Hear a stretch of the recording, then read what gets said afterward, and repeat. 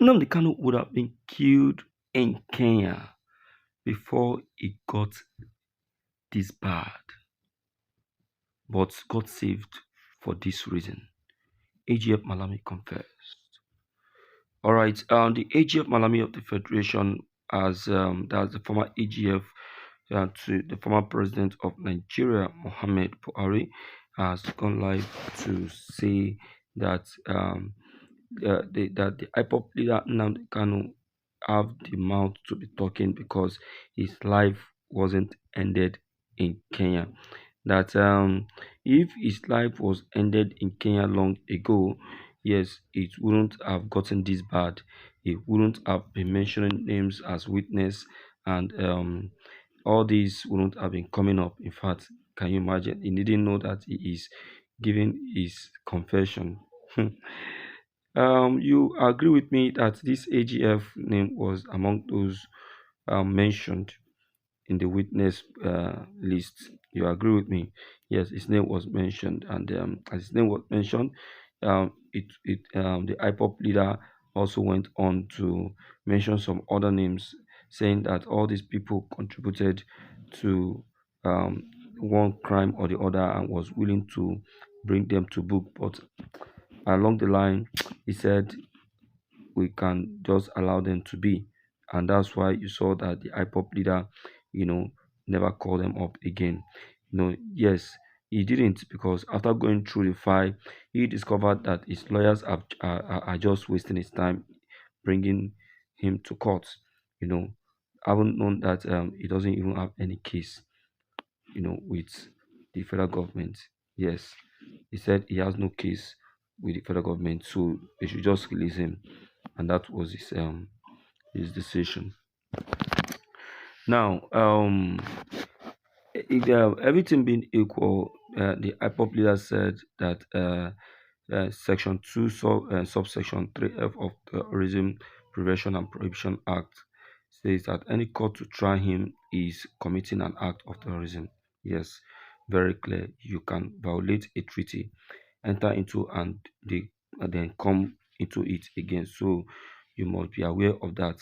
Yes, that is what the Supreme Court said. I did not jump bail. They came to kill me and I survived. They came to Kenya to kidnap me, brought me back to this country and seeking to try me, which the law says cannot happen. Mazi Nnamdi Kanu, onye ukwu ka ị bụ. All right, you see what Nnamdi Kanu is saying.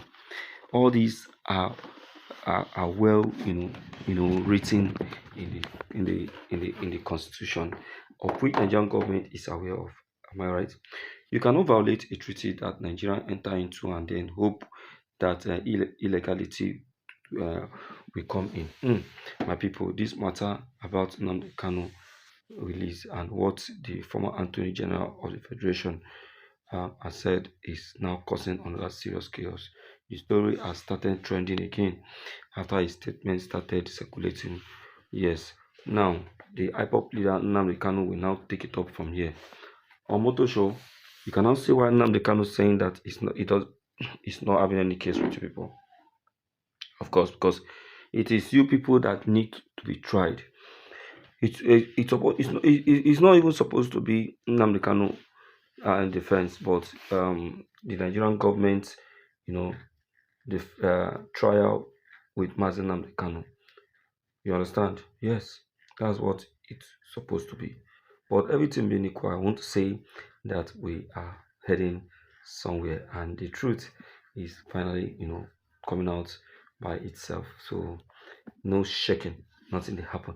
So now, I want to say that the leader of the indigenous people of Biafra, IPOB, Mazi Nnamdi Kanu, yes, was a case that is having a case that really shocked the whole nation. Yes, some said it was an